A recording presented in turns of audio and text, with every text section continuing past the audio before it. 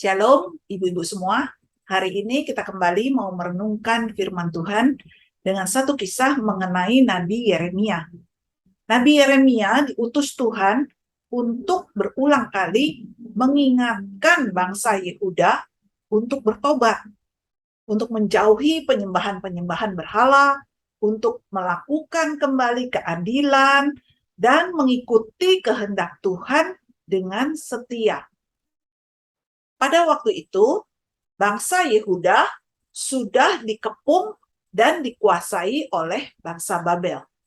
Dan Nabi Yeremia mengingatkan bangsa Yehuda kalau kota Yerusalem, yaitu ibu kota kerajaan Yehuda, pasti akan diserahkan ke dalam tangan tentara Raja Babel. Dan Yehuda disuruh takluk kepada Babel. Karena memang itu kehendak Tuhan supaya bangsa Yehuda bisa berbalik kepada Tuhan. Tetapi petinggi-petinggi kerajaan Yehuda waktu itu marah kepada Nabi Yeremia. Karena Nabi Yeremia dianggap melemahkan semangat para prajurit dan juga seluruh rakyat kerajaan Yehuda. Namanya lagi perang, Raja Babel mengepung kerajaan Yehuda, masa Nabi Yeremia suruh takluk, suruh menyerah kepada Raja Babel, kepada bangsa Babel. Nah, jadi petinggi-petinggi ini marah dan mereka ingin menghukum Nabi Yeremia. Dan waktu itu raja yang memerintah kerajaan Yehuda, yaitu Raja Sedekia, nggak bisa berbuat apa-apa. Dia menyerahkan kepada petinggi-petinggi itu. Udah terserah kamu dah, Yeremia mau diapain aja. Nah, akhirnya mereka memutuskan memasukkan Yeremia ke dalam sebuah sumur yang bawahnya berlumpur. Akhirnya Yeremia dimasukin, dicorokin, dan Yeremia terperosok di dalam lumpur itu.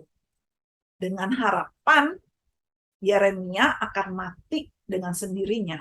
Karena waktu itu tidak ada makanan. Makanan itu susah di Yerusalem. Dengan tidak dikasih makan, tidak dikasih minum di dalam sumur, Yeremia pasti akan mati. Tapi ternyata harapan dari para petinggi istana Sedekia ini tidak menjadi kenyataan. Karena Tuhan punya berbagai cara untuk menolong Yeremia. Dia tolong Yeremia dengan cara yang tidak terduga. Ada Ebed Melech, yaitu seorang sida-sida dari Ethiopia yang tinggal di istana Raja Sedekia. Nah, Ebed Melech ini artinya budak raja. Nah, Ebed Melech ini dipakai Tuhan sehingga dengan berani dia menghampiri Raja Sedekia dan berbicara kepada Raja Sedekia. Seperti di Yeremia 38 ayat 9. Ya Tuanku Raja, perbuatan orang-orang ini jahat dalam segala apa yang mereka lakukan terhadap Nabi Yeremia, yakni memasukkan dia ke dalam perigi. Ia akan mati kelaparan di tempat itu, sebab tidak ada lagi roti di kota. Nah, Ebed Melech ini, budak raja ini, dia orang Ethiopia, bukan orang Yehuda. Dan kastanya juga rendah, sebagai budak raja, sebagai pelayan. Tapi dia berani untuk mengungkapkan kebenaran kepada Raja Sedekia. Dia bilang apa yang diperbuat oleh orang-orang itu, memasukkan Yeremia ke dalam perigi atau sumur, jahat. Nah, dia berani karena Yeremia akan mati di dalam perigi, nggak dikasih makan. Karena waktu itu di kota sudah tidak ada roti. Tuhan bisa menolong dengan cara yang tidak terduga. Nah, ibu-ibu, mungkin saat ini kita juga menghadapi masalah, menghadapi persoalan seperti kita ini ada di dalam sumur. Seolah-olah tidak ada pertolongan. Sekeliling kita mungkin nggak bisa menolong kita. Dasar di bawah kita juga mungkin nggak bisa dijadikan tempat pijakan. Tapi ingatlah, dari atas akan datang pertolongan. Dari Tuhan, dari tempat yang maha tinggi, akan datang pertolongan. Tuhan bisa menolong kita dengan cara yang tidak terduga. Sebuah lukisan yang memikat dipajang di Museum Louvre Paris. Lukisan itu menggambarkan Faust, tukang sihir Jerman legendaris yang menukar jiwanya dengan iblis, sedang duduk berhadapan dengan setan di depan sebuah papan catur.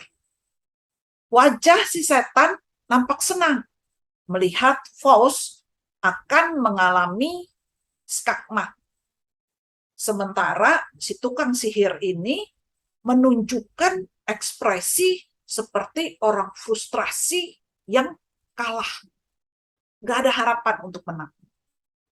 Nah, menurut cerita yang sering dikisahkan orang, suatu hari seorang master catur yang ternama mengunjungi galeri tersebut dan mempelajari lukisan itu dengan seksama, dengan teliti. Dia lihat lukisan ini. Nah, tiba-tiba secara mengejutkan ia berteriak dengan penuh kegembiraan. Ini tipuan. Raja dan kuda masih bisa melangkah. Nah, mungkin kita juga seperti Yeremia, ada di dalam sumur. Atau seperti si Faust ini, mengalami skakmat, frustrasi, kalah, nggak ada jalan, nggak ada pertolongan.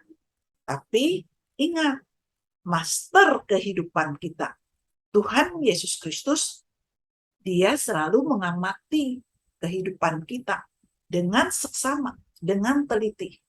Dan dia berteriak, masih ada jalan, masih bisa jalan. Bahkan ketika tidak ada jalan sekalipun, Tuhan bisa buat jalan. Karena itu, jangan frustrasi, jangan putus asa, jangan menyerah.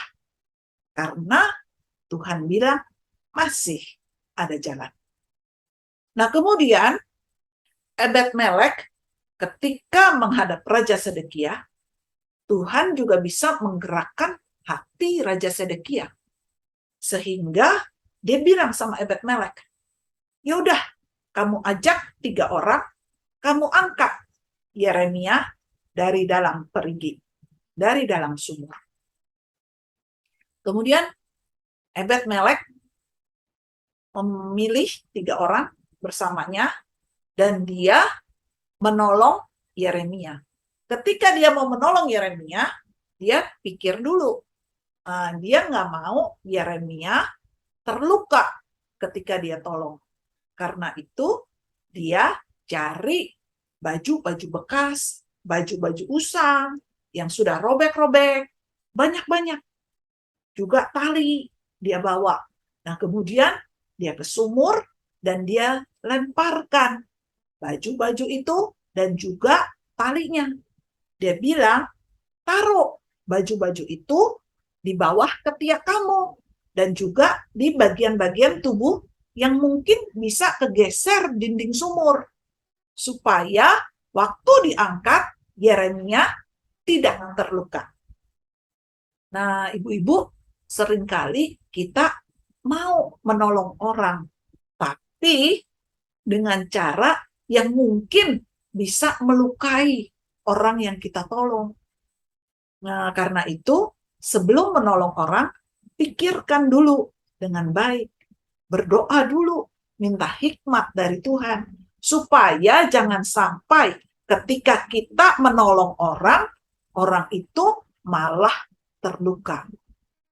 Karena seringkali kita mau nolong orang nih, tapi kata-kata kita mungkin merendahkan dia, mungkin melukai harga diri dia, perasaan dia.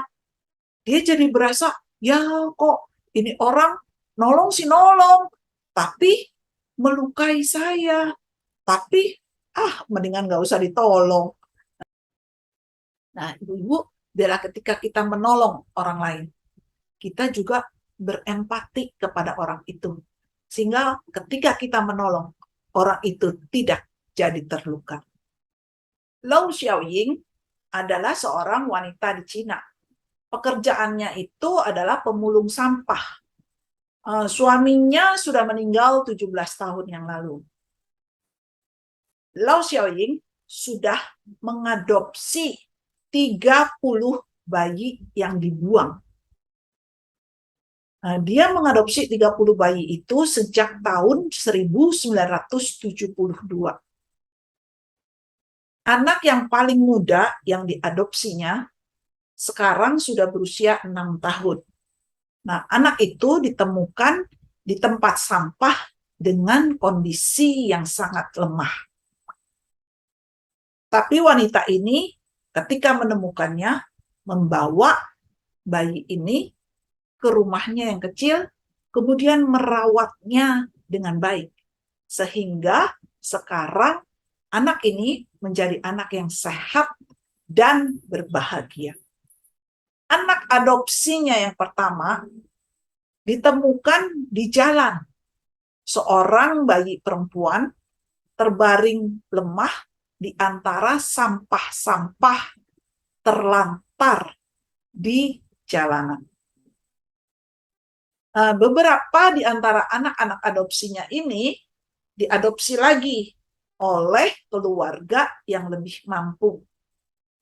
Nah, bagi Xiaoying, bayi-bayi tersebut adalah makhluk hidup yang berharga. Mereka seharusnya mendapat kasih sayang dan cinta. Nah, ibu-ibu, Xiaoying menolong tidak dengan setengah-setengah. Menolong dengan tulus. Ketika dia menemukan bayi yang terlantar, dia tolong bayi ini. Dibawa pulang, dirawat dengan baik, dengan penuh kasih sayang, sampai anak-anak ini bertumbuh menjadi anak yang sehat dan berbahagia. Anak-anak ini tidak menjadi terluka ketika sudah ditolong oleh Xiaoying. Nah, ibu-ibu, biarlah kita seperti Ebed Melek dan Xiaoying ini. Ketika kita menolong seseorang, kita pastikan orang yang kita tolong tidak akan merasa terluka setelah ditolong. Nah, kemudian ketika Ebed Melek sudah berhasil mengangkat Nabi Yeremia dari dalam perigi, Tuhan tidak melupakannya. Tuhan menyuruh Yeremia untuk pergi kepada Ebed Melek, memberikan janji Tuhan kepada Ebed Melek. Di Yeremia 39 ayat 16 sampai 18. Pergilah kepada Ebed Melek, orang Ethiopia itu, dan katakanlah kepadanya, beginilah firman Tuhan semesta alam, Allah Israel. Sesungguhnya firmanku terhadap kota ini akan kulaksanakan untuk kemalangan dan bukan untuk kebaikannya. Dan semuanya itu akan terjadi di depan matamu pada waktu itu juga. Pada waktu itu juga, demikianlah firman Tuhan, aku akan melepaskan engkau, dan engkau tidak akan diserahkan ke dalam tangan orang-orang yang kau takuti. Tetapi dengan pasti aku akan meluputkan engkau. Engkau tidak akan rebah oleh pedang, nyawamu akan menjadi jarahan bagimu, sebab engkau percaya kepadaku. Demikianlah firman Tuhan. Ebed Melek, walaupun orang Ethiopia, walaupun budak raja, walaupun bukan orang Yehuda, Tapi Ebed-Melek berani untuk menyatakan kebenaran kepada Raja Sedekia. Ebed-Melek menolong Yeremia dengan sungguh-sungguh, tidak menyebabkan Yeremia terluka setelah ditolong. Ebed-Melek percaya kepada Tuhan, maka Tuhan memberikan janji kelepasan kepada Ebed-Melek. Dia akan diluputkan. Walaupun seluruh kota Yerusalem akan mengalami kemalangan, bukan kebaikan, tapi Ebed-Melek akan tetap hidup. Janji yang sama Tuhan juga berikan kepada kita. Orang yang percaya kepada Tuhan dan berani melakukan kehendak Tuhan, maka Tuhan akan memberikan kelepasan kepada kita dan meluputkan kita. Amin. Tuhan Yesus memberkati.